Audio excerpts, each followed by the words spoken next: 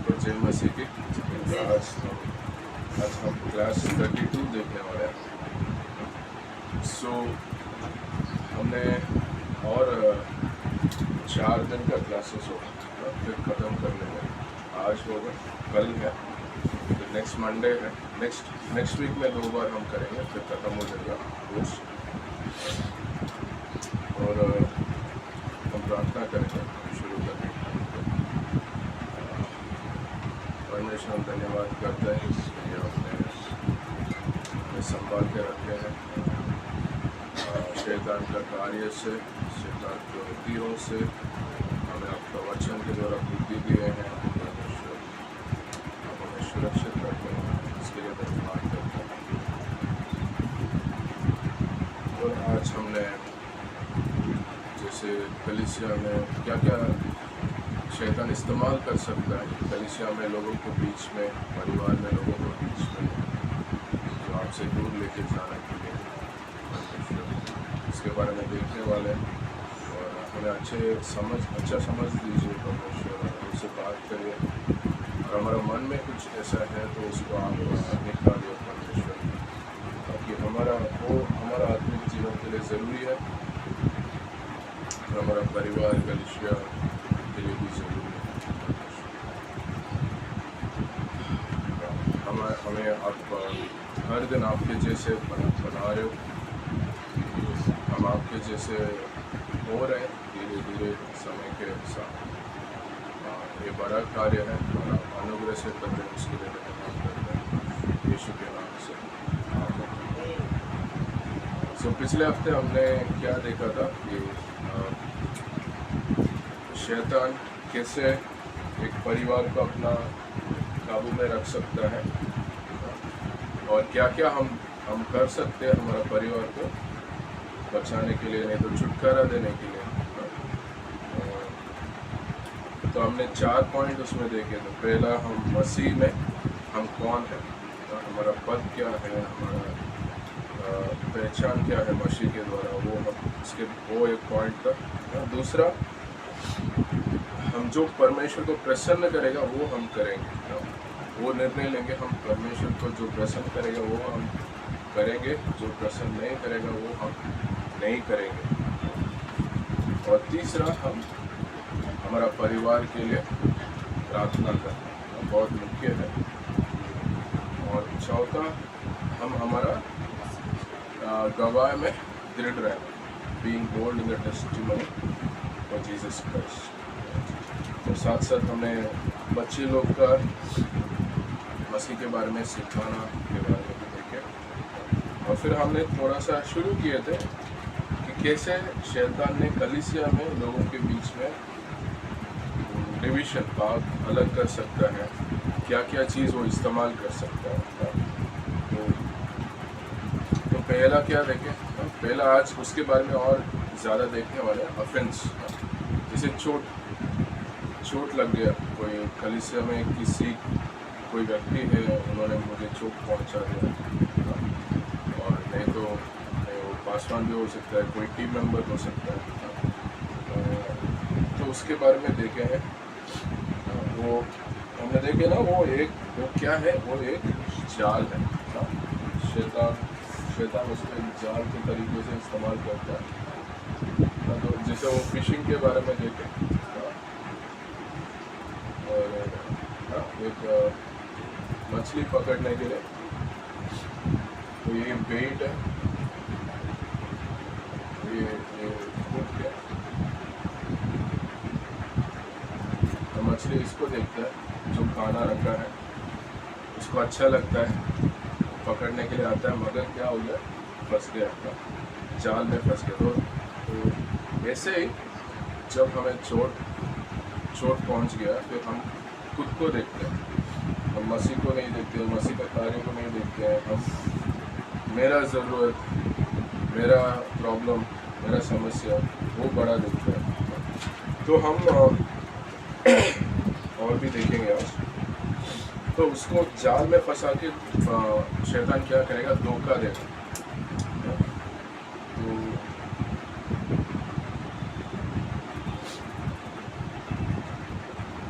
तो और हमने अंत पॉइंट लास्ट क्लास में हमने ये देखे कि कभी कभी हमें चोट पहुंचता है और हम ऐसा बाहर रूप से बोल सकते मुझे कुछ नहीं हुआ, ठीक है, मगर मैं सच्चाई में अंदर चोट हूँ, मतलब कुछ दर्द हो रहा है, मगर मैं बाहर मुझे ठीक है, कुछ नहीं है। वो क्या है, वो मैं उसको छुपा रहा हूँ, मगर वो ठीक नहीं हुआ, छुपा रहा हूँ और उसको वो और बड़ा चीज़ लेके आ सकता है। तो ठीक है, हम ये लायोदीसिया का कलीसिया के बारे में देखेंगे। फिर प्रकाश वाक्य 3,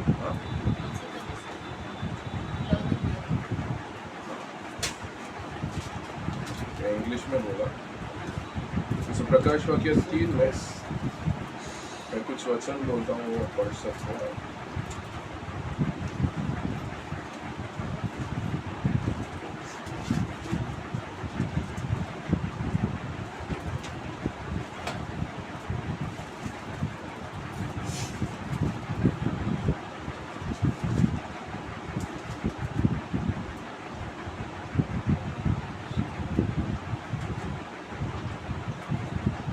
प्रकाश वाक्य 3 में 16 और 17 पढ़ेंगे।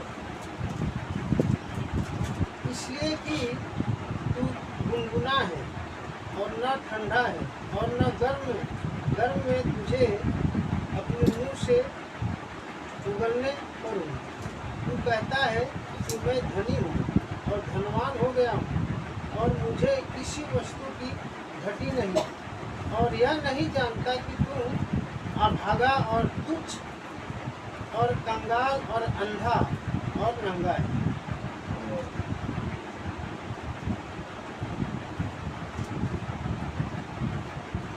तो इसमें क्या देख रहे हैं, एक्चुअली वो कैसे है, एक कलीसिया के बारे में परमेश्वर बोल रहे हैं, उनका स्वर्गदूत को भेज को यूहन्ना का ये बात आ रहा है, और वो क्या बोल रहे हैं, वो सच्ची में अंदर से कंगाल है, अंधा है, गरीब है और नंगा भी है, मगर तुम्हें लग रहा है, बाहर रूप से तुम्हें लग रहा है मैं धन्य हूँ और धनवान हूँ और मुझे कोई ज़रूरत नहीं है, और उस वजह से क्या हो गया, उनका क्या लग रहा है, मेरे पास धन है, मुझे कोई ज़रूरत नहीं है कोई चीज़ का, और मैं अच्छा स्थिति में हूँ, और वो क्या हो गया, गुनगुना हो गया, तो और परमेश्वर उनको इस्तेमाल नहीं कर पा रहे। तो इसमें क्या देख रहे हैं, उनका अंदर, उनका जो सच्चाई हृदय का स्थिति अलग है, और बाहर उन्होंने जैसे बात कर रहे हैं, जैसे व्यवहार कर रहे हैं, वो अलग है, क्योंकि उनका स्थिति का समझ नहीं है। तो ऐसा नहीं है कि जिसके पास पैसा है, धन है, वो आत्मिक है। आज भी काफ़ी कलीसिया है, कलीसिया के बारे में बुरे नहीं बोल रहा, मगर मैं जो स्थिति बोल रहा हूँ कि बड़ा कलीसिया है और उनके पास जगह है, बिल्डिंग है, पैसा है, मगर वो सुसमाचार बांटने के लिए नहीं जाता।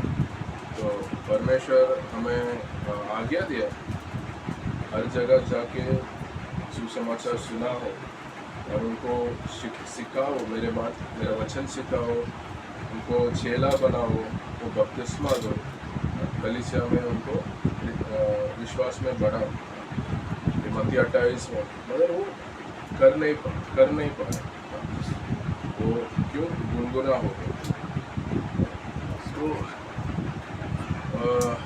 तो अभी हम ये देखेंगे कि मैं कैसे तो ऐसे ही अगर मेरे अंदर चोट है, मगर मैं बाहर रूप से मैं बोल रहा हूँ मैं सब ठीक हूँ, मैं दिखा नहीं रहा हूँ, धीरे धीरे मैं भी गुनगुना हो सकता हूँ, मेरा हृदय कठोर हो सकता है, क्योंकि उसको मैंने एड्रेस नहीं किया, उसको ठीक नहीं किया। मैं किसी से बात करके सलाह लेके मैं तो माफ़ करके ठीक कर सकता हूँ, मगर मैं बाहर रूप से मैं कुछ और बता रहा हूँ, सब ठीक है जैसे, और उसको मैं ठीक नहीं कर रहा हूँ, और उसके अंदर मेरा हृदय को कठोर कर सकता था। अभी हम ये देखेंगे कैसे हम ये जो स्थिति है, अगर मुझे चोट पहुंच गया मैं क्या कर सकता हूँ, कैसे वो जाल से अगर मुझे चोट पहुंच गया, सपोज मैं इस जाल में फंस तो मैं ये दो चीज़ है, मैं जाल में नहीं फंसना चाहता, मैं तो फंस गया, मैं कैसे निकल सकता हूँ।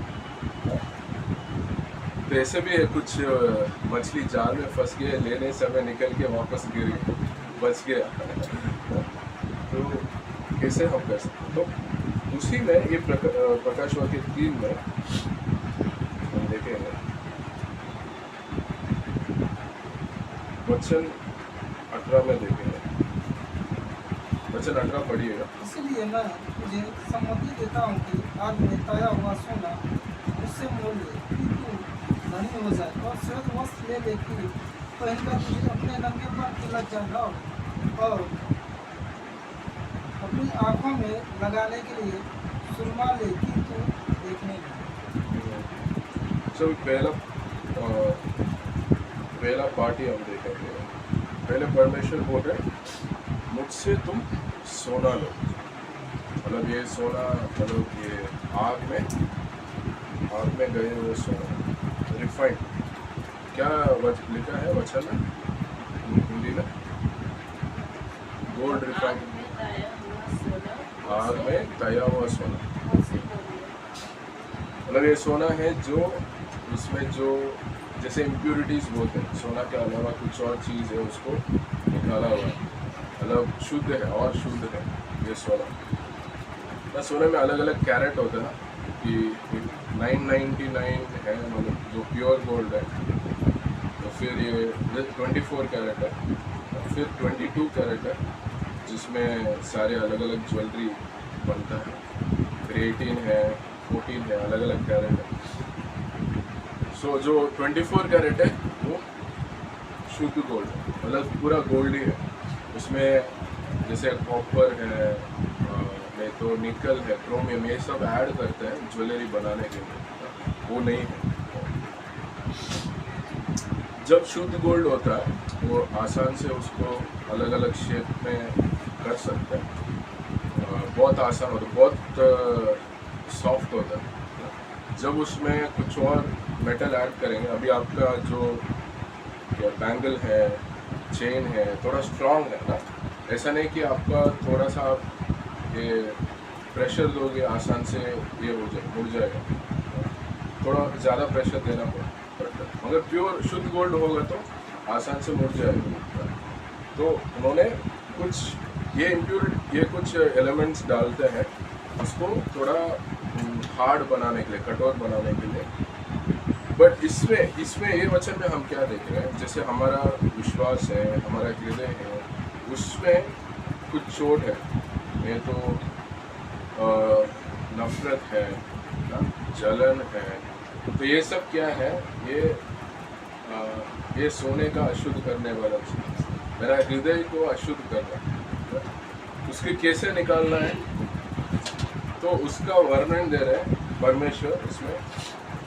जैसे ये सोना का शुद्ध कर सकते हैं, वैसे आपका हृदय को मैं शुद्ध कर सकता हूँ। सोना का क्या करते हैं शुद्ध करने के लिए, एक मटेरियल है, फ्लक्स बोलते हैं ना, वो डालते हैं, सोना का साथ वो डालेंगे, फिर जलाएंगे, बहुत हाई टेम्परेचर में जाएगा, तो ये जो भी अशुद्ध है, जो सोना नहीं है, वो फ्लक्स के साथ चले जाएगा और वो ऊपर आ जाएगा।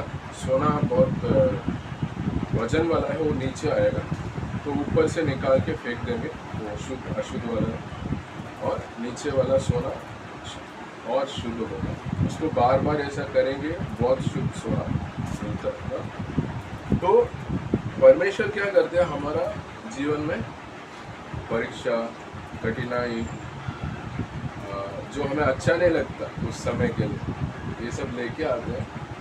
वो ऐसे है, सोना जैसे आग में है, जैसे हमारा परिवार में, मेरे जीवन में कुछ परीक्षा आ गया, मुझे आग जैसे जलेगा, मतलब मुश्किल होता है उस परीक्षा का समय, और परमेश्वर क्या कर रहे हैं, मुझे शुद्ध कर रहे हैं।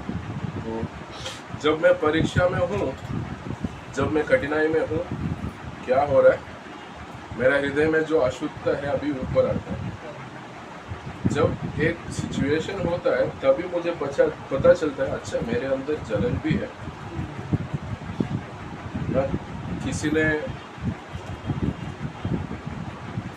मास्टर ने किसी को बहुत तारीफ कर दिया और वो स्थिति में मेरे अंदर अभी जलन दिख रहा है। अरे मुझे तारीफ नहीं किया, उनको काफ़ी तारीफ कर लिया। तो जब ऐसा होता है तब मुझे पता चलता है मेरे हृदय में क्या है। ऐसा भी है, हो सकता है कि मेरे अंदर जलन नहीं है, कुछ और है, कोई और चीज़ है जो मुझे मेरा हृदय को अशुद्ध कर रहा है। मगर वो परिस्थिति लेके आएंगे परमेश्वर हमारा हृदय में क्या है दिखाने के लिए। और मगर इधर क्या बोल रहे पर यीशु, मेरा जो आग में तया हुआ सोना मुझसे तुम खरीदो, तो ले लो।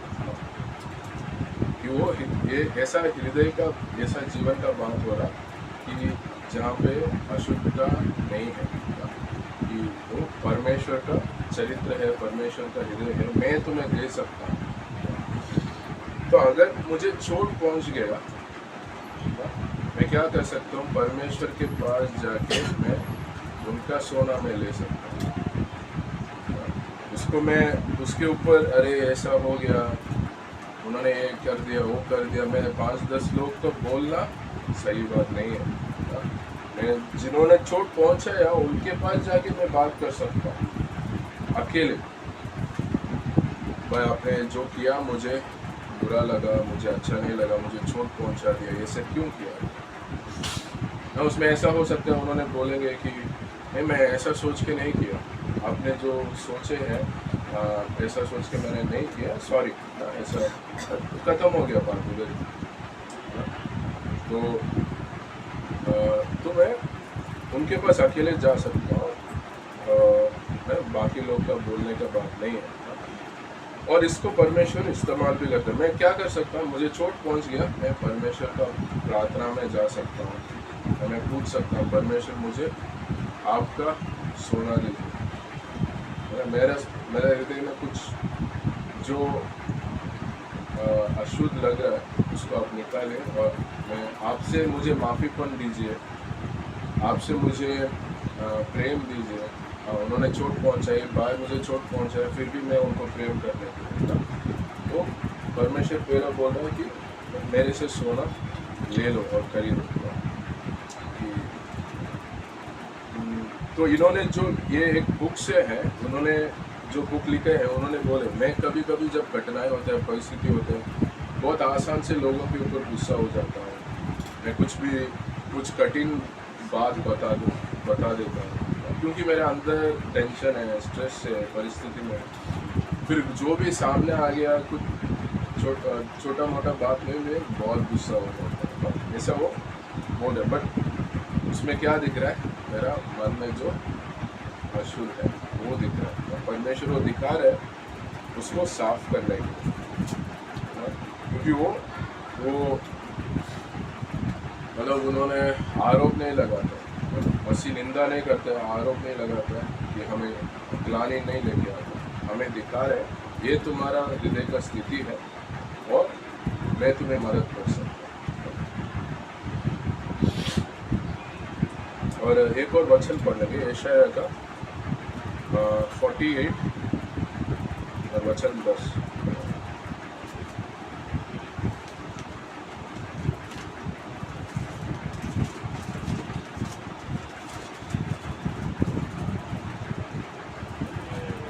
मैंने तुझे निर्बल तो किया, परंतु चांदी के समान नहीं, मैंने भट्ठी में परख कर तुझे चुन लिया। तो वो मसीह इसमें दूसरा काम है, उसमें कह रहे हैं कि मैं मतलब वो परिस्थिति, वापस पढ़िए सेकंड लाइन,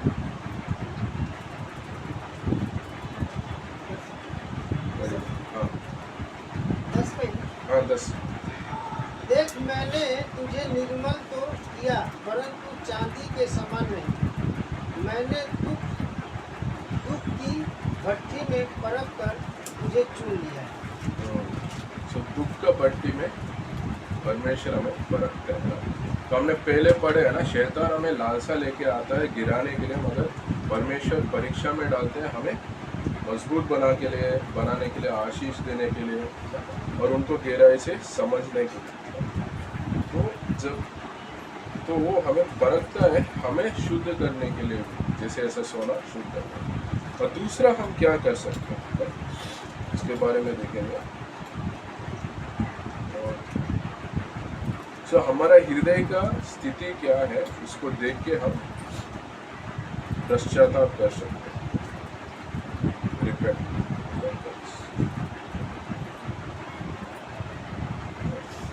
सो प्रकाश वाक्य 3 में वापस जाएंगे, उसमें एक और वचन पढ़ेंगे, वचन 19 पढ़ेंगे, 19। मैं जिन से प्रेम करता हूँ उन सबको उड़ाना और ताड़ना देता हूँ, इसलिए सरगर्म हो। और ऐसा भी होता है कि मतलब दो तरीके का लोग होते हैं कि जिसको लग रहा है कि उनको चोट पहुंच गया, और दूसरा लोग है जिसको चोट नहीं पहुंचा, मगर चोट पहुंचने का बात नहीं है, मगर उनको लग रहा है चोट पहुंच गया। कि मतलब एक रियल बात है,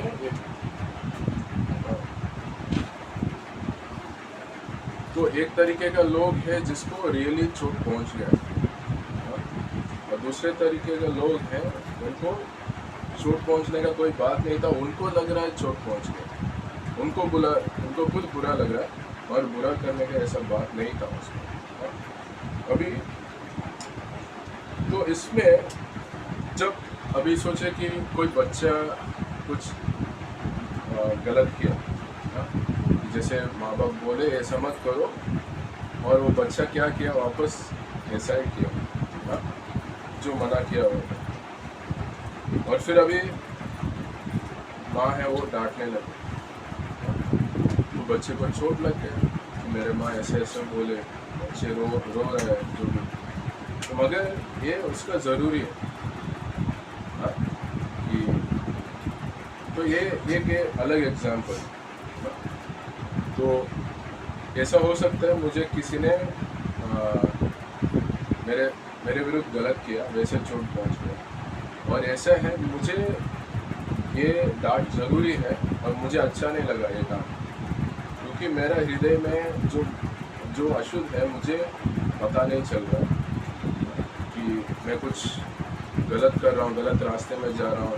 किसी ने मेरे दोस्त है, कोई मुझे बता रहे भाई ये गलत है, और वो मुझे अच्छा नहीं लग रहा ना, वो रियल चोट नहीं है, उनको लग रहा है उनको कुछ गलत हुआ, किसी ने डांटा, मगर उनको ज़रूरी है, क्योंकि वो पहचान नहीं पा रहे हैं वो गलत रास्ते में गलत कर रहे हैं।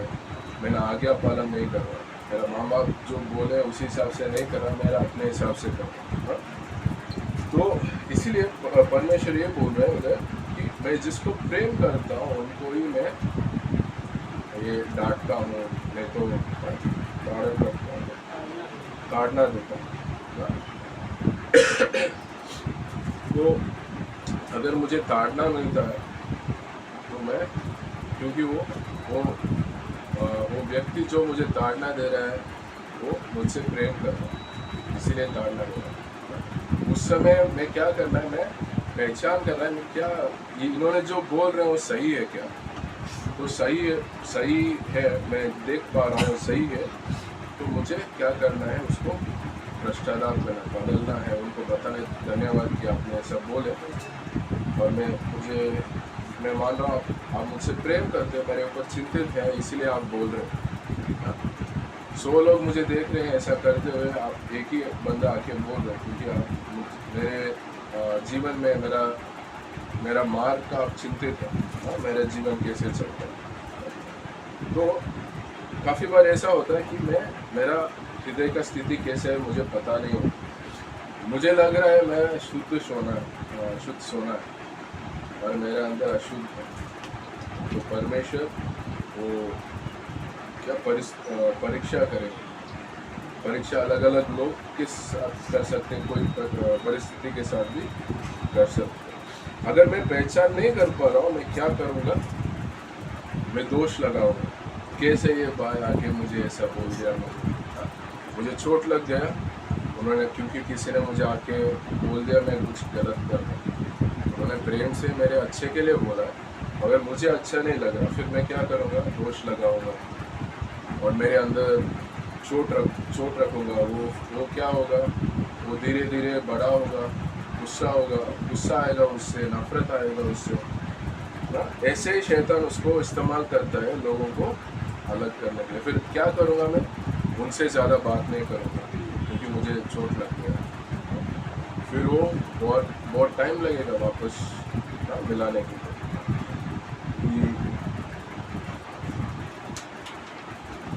तो पहला पॉइंट हमने क्या देखे? हम परमेश्वर से सोना खरीद सकते, जो आग से दया हुआ सोना। दूसरा पॉइंट यह है, हमारा हृदय का स्थिति को हम पहचानना है परमेश्वर का मदद से और पश्चाताप करना। क्योंकि काफ़ी बार हमारा हृदय में क्या है, सही है, वो हम देख नहीं पाते। इसलिए दाऊद भी एक भजन संहिता में कहा है, परमेश्वर आप मेरा हृदय को जांचो, ढूंढो और जो सही नहीं है वो आप निकालो, बदलाव करो। तो वो दाऊद खुद ऐसा भजन संहिता में बोल रहा है। वो ऐसा नहीं बोला कि मैं शुद्ध हूँ, मेरा विश्वास, मेरा हृदय सोना जैसे है क्योंकि आप मेरा जीवन में है। क्योंकि उसको पता था मेरा हृदय कैसे हो सकता है, वो क्या क्या कार्य कर सकता है और मुझे हमेशा हर दिन परमेश्वर का मदद चाहिए। तो हम भी हमारा प्रार्थना में बोल सकते हैं, परमेश्वर मुझे दिखाइए मेरा हृदय में क्या क्या सही नहीं है, आपका प्रसन्न नहीं कर रहा है, और क्या क्या अशुद्ध है आपका पवित्रता के हिसाब से, आपका चरित्र के हिसाब से, और उसको मुझे उसमें बदलाव लेके आने के लिए मुझे मदद करें। अगर मुझे जैसे दाऊद के सामने नातान आया ना, नेतन भविष्यवाणी, परमेश्वर उसको भेजा था बेर्शेबा के साथ जब गलत संबंध किया दाऊद ने, उसके बाद 1.5 साल के बाद भेजा, क्योंकि दाऊद उसको बाहर परमेश्वर को बोल के पश्चाताप नहीं किया तब तक। तो वो परमेश्वर सच्चाई को भेजे भविष्यवक्ता के लिए, क्योंकि सच्चाई बता रहा है कि वो गलत हुआ है। तो अगर दाऊद को अच्छा नहीं लगा होगा, और उसको नाथन को मार भी सकता होगा, क्योंकि उसके पास अधिकार है राजा होने के नाते। वो दाऊद ने नातान के द्वारा परमेश्वर सच्चाई लेके आया उसके सामने, और उसके तब दाऊद पहचाना, हाँ मेरे अंदर है, ये है, और पश्चाताप किया। वो विरोध नहीं किया, पश्चाताप किया। ठीक है, अभी और भी कुछ चीज़ हम देखेंगे कि अगर हमारा हृदय में चोट पहुंच गया, उससे बाहर कैसे आ सकते हैं, नहीं तो चोट पहुंचाने से रुका कैसे सकते हैं।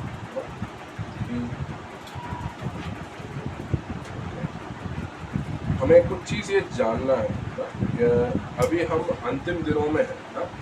अंतिम दिनों में मतलब कि ये रैप्चर कभी भी हो सकता है, और उसके बाद 7 साल में यीशु मसीह दोबारा आएंगे राज्य करने के लिए, तो वो कभी भी हो सकता है। इसलिए हम अंतिम दिनों में हैं, और हम ये वचन पढ़ेंगे मत्ती 24 में।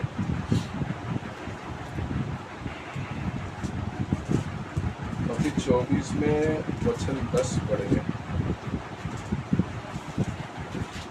तब बहुत से ठोकर खाएंगे और एक दूसरे को पकड़वाएंगे और एक दूसरे से बैर रखेंगे।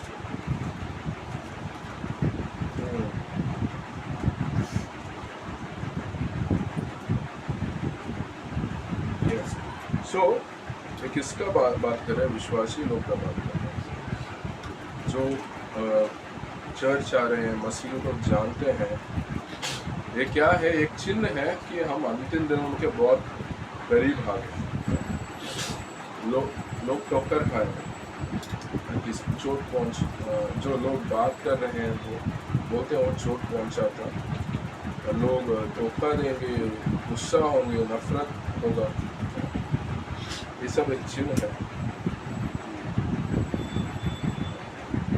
क्यों? उस वजह से क्या होगा? लोगों के बीच में प्रेम ठंड होगा।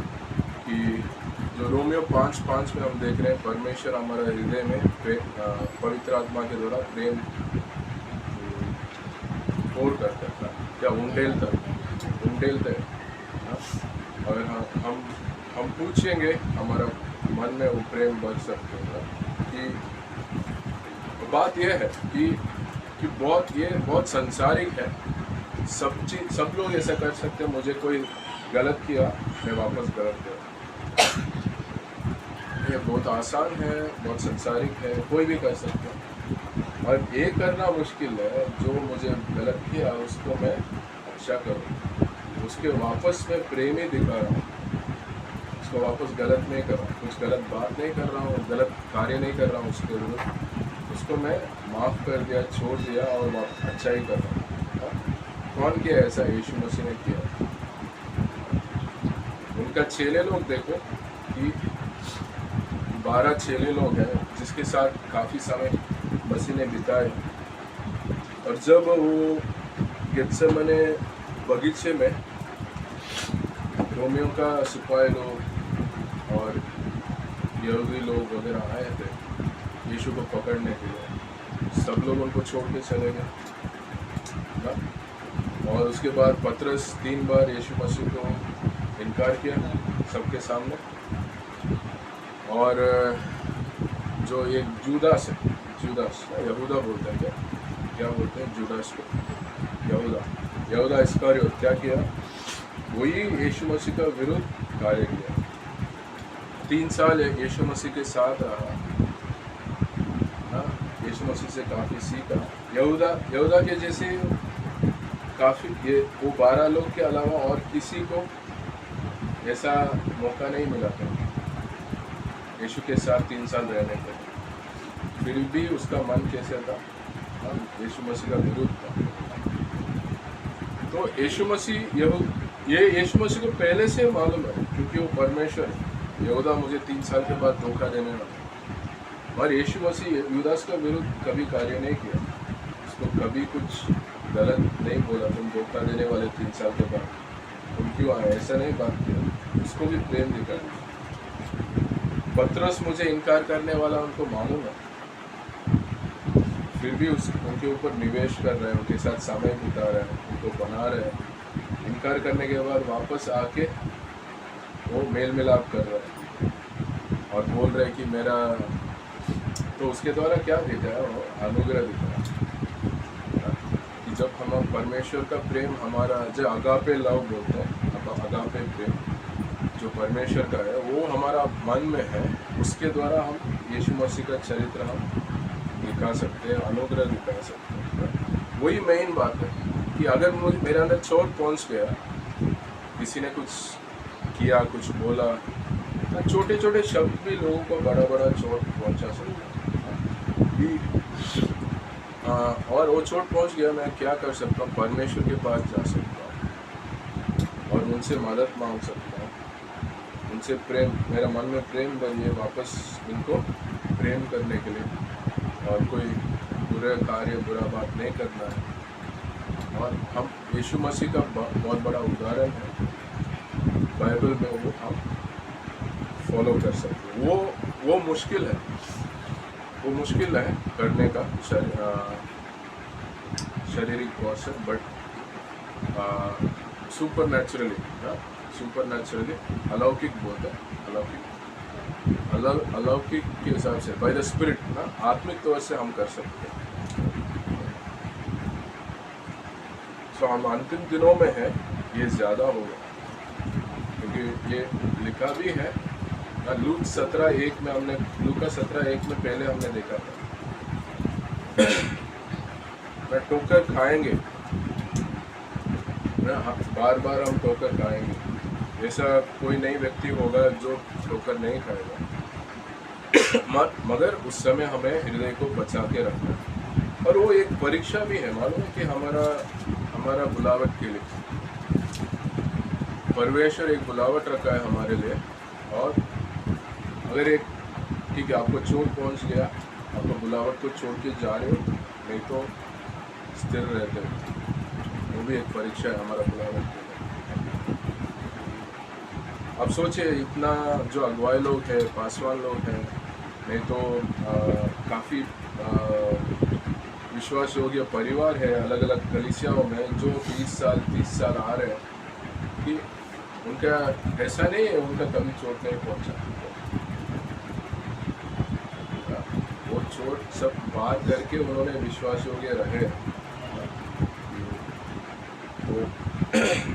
तो ये चोट आएगा, मगर हम कैसे उस समय में उसको संभालना है, और किसके पास जाना है, किसके पास जाके नहीं जाके कुछ अलग अलग बात करना है, और उसको कैसे रुका सकते हैं, अगर पहुंच गया कैसे उससे निकल सकते हैं, उसको मन में ही रख के और बड़ा नहीं करना है। ये हमें मुख्य, वही हम सीख रहे हैं। तो क्योंकि ये प्रेम लोगों के बीच में टन पड़ रहा है, हम क्या कर सकते हैं, प्रेम को निवेश कर सकते हैं।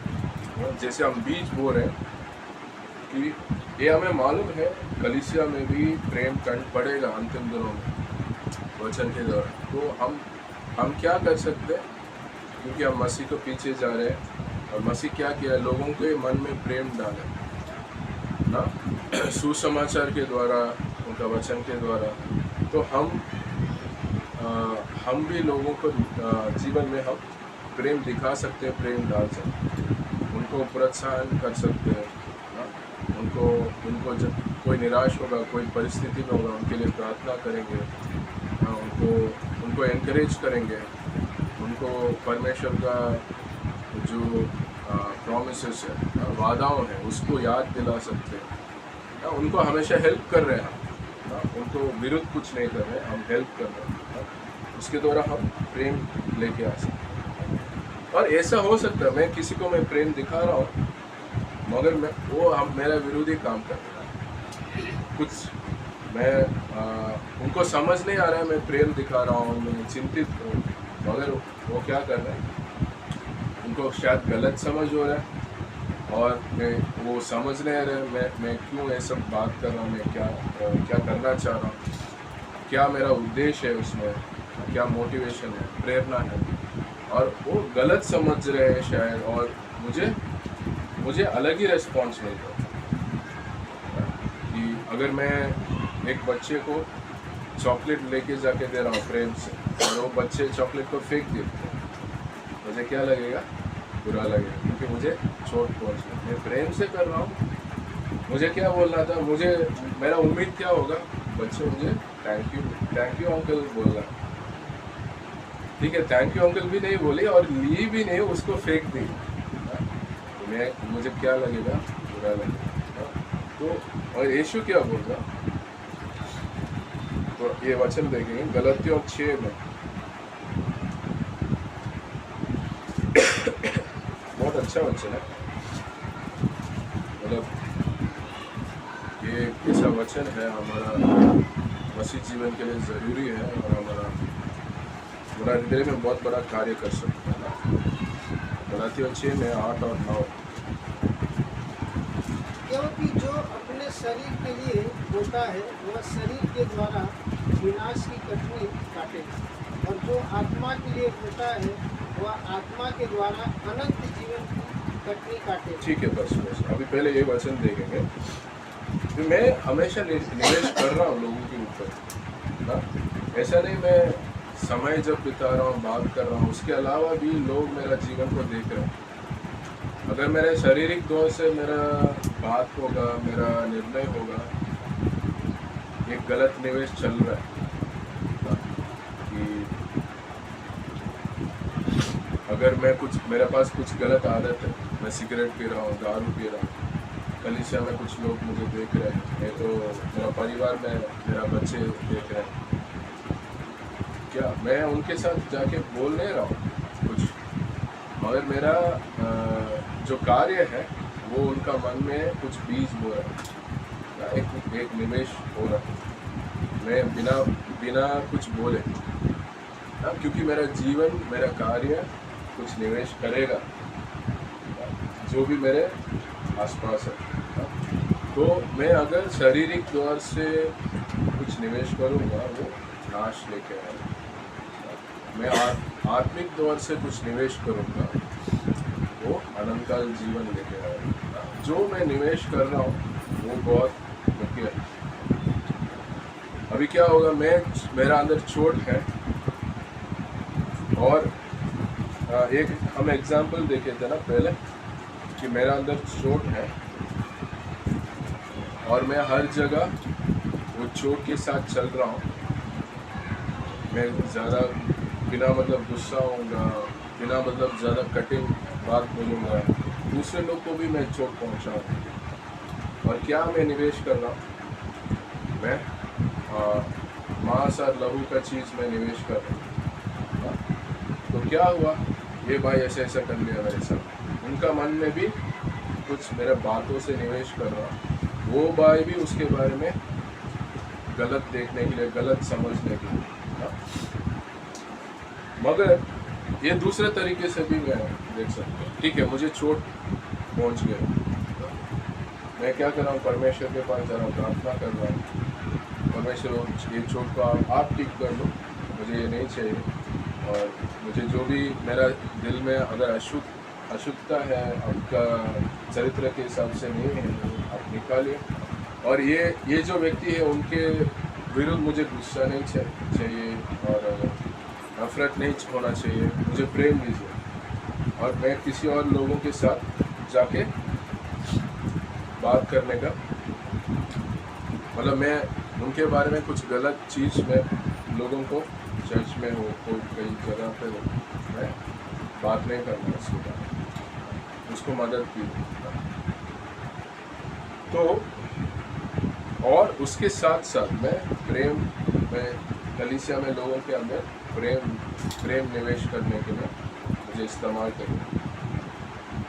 अगर मैं प्रेम निवेश करूँगा, जब उनको भी चोट लगेगा वो बहुत बुरा नहीं लगेगा, वो उससे बाहर आ सकते। जैसे सोचे कि अगर मैं ये उधर ऊपर से मैं नीचे गिर रहा हूँ, बहुत चोट लगेगा। अगर ये एक गड्ढा है इधर, तब मैं गिरूँगा, चोट नहीं लगेगा। गड्ढा क्या है, सॉफ्ट है, वो मुझे चोट लेने से बचाएगा। मैं गिर रहा हूँ मगर चोट नहीं आ रही। ऐसे ही प्रेम कार्य करता है, एक कुशन देता है। मैं लोगों को मन में मैं प्रेम डाल रहा हूँ, परमेश्वर से मैं प्रेम ले रहा हूँ और लोगों को मन में मैं प्रेम डाल रहा हूँ। तो क्या हो रहा है, एक कुशन रहता है। जब किसी ने चोट पहुँचा रहा है तो वो प्रेम उनको मदद करता है। तो क्योंकि हमें पता है कलीसिया में प्रेम ठंड होगा या अंतिम दिनों में शैतान काफ़ी कार्य करेगा लोग के बीच में, प्रॉब्लम समस्या लेके आने के लिए। हम क्या कर सकते हैं, प्रेम एक हम परमेश्वर का मदद मांग रहे और हम प्रेम निवेश कर सकते हैं। और वो क्या लेके आएगा, अनंतकाल जीवन लेके आएगा। और हमने उदाहरण देखे यीशु मसीह का, उन्होंने क्या किया। ये मत्ती 5 में भी हम देख सकते हैं, अभी पढ़ने नहीं वाले, तो मत्ती 5 में 44 से 47 एक ये है कि कैसे हमारा दुश्मन को हम प्रेम कर सकते हैं, उसके बारे में वचन है कि उन्होंने उसमें परमेश्वर बोल रहे हैं कि ये बहुत आसान है, सब चीज़ कर सकते हैं। जो तुम्हें प्रेम दिखा रहे हैं उनको प्रेम दिखाना, जो तुम्हें अच्छा बोल रहे हैं उनके साथ संगति करना, और जो तुम्हें बुरा कर रहे हैं, जो तुम्हारा विरुद्ध कार्य कर रहे हैं, उनको प्रेम दिखाना, उनको अच्छा करना, ये साधारण बात है। और परमेश्वर चाहते हैं, यीशु मसीह चाहते हैं वो हमारा जीवन में। और वचन उसमें जाइए, गलतियों का 6 में वचन 9 भी पढ़ेगा, इसमें भी एक अद्भुत बात है। हाँ, गलतियों 6:9। थोड़ा सा खमीर सारे गुथे हुए आटों को नहीं, गलातियों 6:9। हम भले काम करने में सांस न छोड़ें, क्योंकि यदि हम ढीले न हों तो ठीक समय पर कर सकते हैं। तो भले काम करने में सांस ना छोड़े, कि भले काम मैं कर रहा हूँ, लोगों के बीच में मैं प्रेम का बीज डाल रहा हूँ, जैसे हमने पहले बात किया, और मुझे वो लोग समझ नहीं रहे, मेरे विरुद्ध कुछ बात बोल रहे, कुछ गलत समझ रहे हैं, मुझे, मैं प्रेम से कुछ कार्य कर रहा हूँ, मुझे नेगेटिव रिस्पॉन्स आ रहा है, तो मैं जो भी कर रहा हूँ मुझे लग रहा है वो मैं प्रेम का कार्य सब व्यर्थ हो रहा है। मैं वो एग्जाम्पल बोला था ना, एक छोटी बच्ची है, उसको मैं चॉकलेट दे रहा हूँ, ऐसा सोचो वो कैडबरी वाला सिल्क का चॉकलेट है जो 100 रुपये 150 रुपये का, छोटा भी नहीं, वो क्या कर रही है, वो फेंक रही है, मुझे चोट लग रही है, ठीक है। फिर दूसरा, एक हफ्ते के बाद कुछ वो लड़की का वो छोटी बच्ची का बर्थडे है, मैं गिफ्ट लेके आ रहा हूँ, मेरे गिफ्ट वो, मेरा तोहफा वो ले नहीं रहे, मैं एग्जाम्पल के लिए बोला, तो क्या हो रहा है, मुझे और चोट लग रहा है, तो और 3 बार 4 बार 5 बार 6 बार मैं कुछ वचन सुनाने के लिए जा रहा हूँ, नहीं आपसे मैं कुछ नहीं सुनूंगा, मैं वापस मैं प्रेम लेके जा रहा हूँ, मगर मेरा उनका रिस्पॉन्स अलग तरीके से है, वो समझ नहीं पा रहे, तो और मैं क्या कर सकता हूँ, मैं हार मान सकता हूँ, अरे इधर कुछ नहीं होने वाला, मैं इससे अच्छा ना करूँ, मुझे ज़्यादा चोट मिल रहा है, मैं प्रेम से जा रहा हूँ, मुझे ज़्यादा चोट मिल रहा है, अब उससे अच्छा मैं कुछ ना करूँ, तो इसलिए ये वचन बोल रहा है कि क्या अच्छा करने में सांस ना छोड़ो, तो लगातार करते रहो, मतलब हम शारीरिक नहीं तो मांस लहू का बीज नहीं बो रहे, वो नाश होगा, हम परमेश्वर का प्रेम हम लेके जा रहे हैं, हम आत्मिक प्रेम लेके जा रहे हैं, वो एक समय होगा वो समझेंगे, और वो क्या लेके आएगा, अनंतकाल जीवन लेके आएगा, और उसमें एक फसल लेके आएगा, ना एक फल लेके आएगा, उसमें क्या है, मैं हार नहीं मानने के लिए क्या जरूरी है, विश्वास जरूरी है। तो हमने यीशु मसीह का हमने देखे थे, यीशु मसीह यहूदा के भी वो उसके ऊपर निवेश कर रहे हैं, पतरस के ऊपर निवेश कर रहे हैं, 12 चेले लोग के पास ज़्यादा निवेश कर रहे हैं, उनको मालूम है यहूदा विरुद्ध होने वाला है, पतरस इनकार करने वाला है, बाकी सब मुझे छोड़ के जाने वाला है, पतरस के पीछे 6-7 लोग मछली पकड़ने के लिए भी वापस जाने वाले, ये सब बात उनको मालूम है। मेरा 3 साल का निवेश का नतीजा क्या हो, मगर उन्होंने विश्वास किया चेले के ऊपर नहीं, पिता परमेश्वर का प्रेम और कार्य के ऊपर। मैं जो निवेश कर रहा हूँ कि वो मांस और लहू का चीज़ नहीं है ना, मेरे कुछ फ़ायदा होने के लिए मैं निवेश नहीं कर रहा, ये निवेश है परमेश्वर का प्रेम के द्वारा, परमेश्वर का कार्य के लिए और उनका जीवन के लिए। ये सच्चा शुद्ध प्रेम, अगापे प्रेम के द्वारा जो निवेश होगा वो कुछ समय अगर वो फल भी नहीं लेके आएगा, मैं वो वापस करना मैं सांस नहीं छोड़ूंगा, वो हार नहीं मानूंगा, क्योंकि मेरा विश्वास है परमेश्वर के ऊपर, उसमें फल लेके आ सकते हैं। समय अलग हो सकता है, मेरा उम्मीद है ठीक है 3रा बार ठीक होगा, 4था बार ठीक होगा, मगर नहीं हुआ, मैं उम्मीद में परमेश्वर से रख सकता हूँ, वो करेंगे और वो फल लेके आएगा ज़रूर।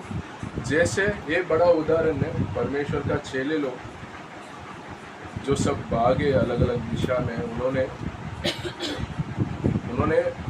मृत्यु तक उन्होंने क्या किया, परमेश्वर का सेवा किया, वही फल था, वो फल लेके आ सकते परमेश्वर। ठीक है, तो अभी हम क्लास इधर ख़त्म करेंगे और अगला क्लास में और भी चीज़ हम सीखेंगे। ठीक है, जय मसीह।